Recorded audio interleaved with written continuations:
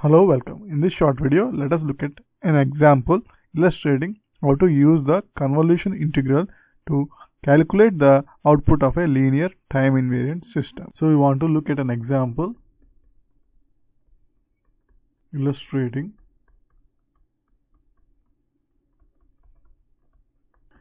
the use of convolution integral to evaluate the output.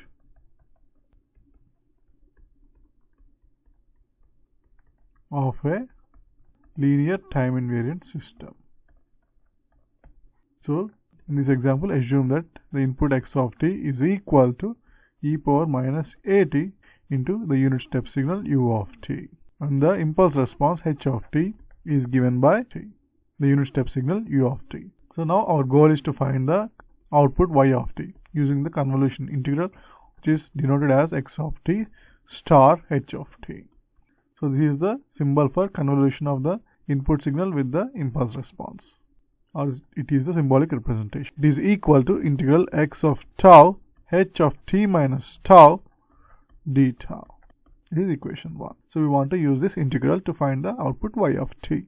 In order to evaluate this integral, we need to first know the product x of tau into h of t minus tau. So x of tau multiplied by h of t minus tau is equal to e power minus a into tau u of tau multiplied by the unit step signal u of t minus tau.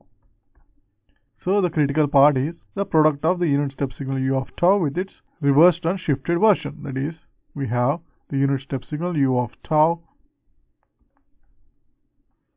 So this is the tau axis, and this is u of tau, and this tau equal to 0.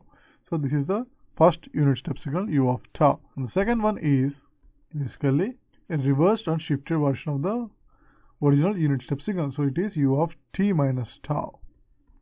And this one is t, and is only valid for t greater than 0. So the intersection is this region. And everywhere else this product should be equal to 0. Therefore, x of tau multiplied by h of t minus tau is equal to e power minus a into tau for values of tau between 0 and t, and it is 0 elsewhere. And note that this product and this function or this structure is valid only for values of t greater than 0. So the output y of t is equal to the integral, and the limits are obviously from 0 to t, and the integrand is e power minus a into tau d tau, and this is only valid for t greater than 0. So this is equal to e power minus a tau divided by minus a, and the limits are 0 to t for t greater than 0. So this is equal to 1 minus e power minus a t by a for t greater than 0. Therefore, the output y of t is equal to 1 by a multiplied by 1 minus e power minus a t into the unit step signal u of t. That is, this condition that t should be greater than 0 translates to the unit step signal u of t. Therefore, for the given input x of t equal to e power minus at into u of t, that is the unit step signal, and the impulse response h of t equal to u of t, this is the output of this linear time invariant system. Thanks for watching.